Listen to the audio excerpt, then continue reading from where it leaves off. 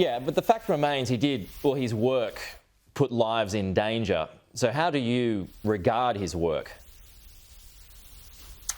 Well, I don't think it really matters how I regard his work. What matters is that an Australian citizen was incarcerated overseas. He's been away from home for 14 years.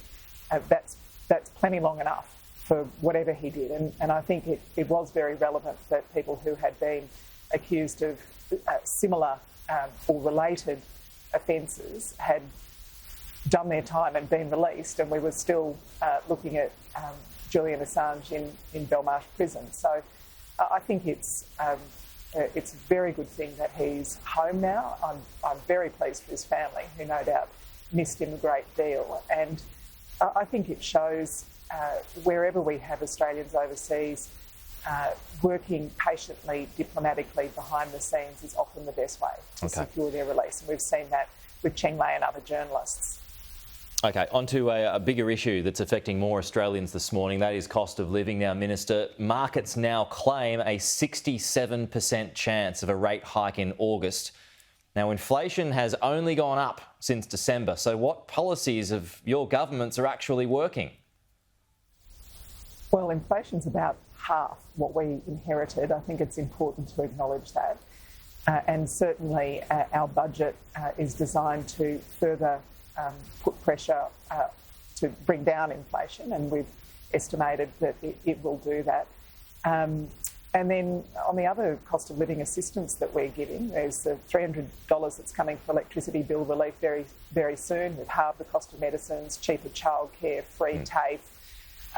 We've supported wage increases. Now, and just on that, do you think all of that actually helps bring down inflation?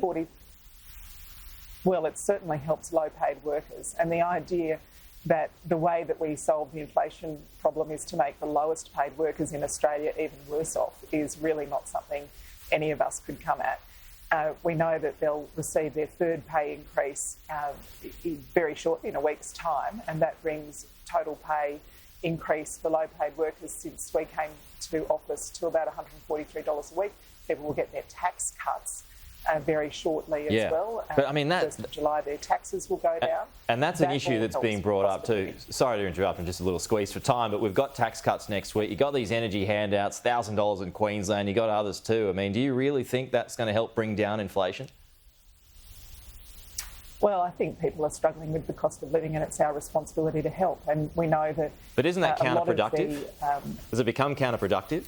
No, and the Reserve Bank has made it very clear that our budget puts downward pressure on inflation. It doesn't encourage inflation, because we've managed to have two surpluses in a row, and that's I think that's very significant. Okay, just a real quick one here. Do you think if there is a rate rise, is it more likely to bring on an early election? Oh, look, I'm not going to speculate about either a rate rise or an election date. They're both very hypothetical. Thought I'd try.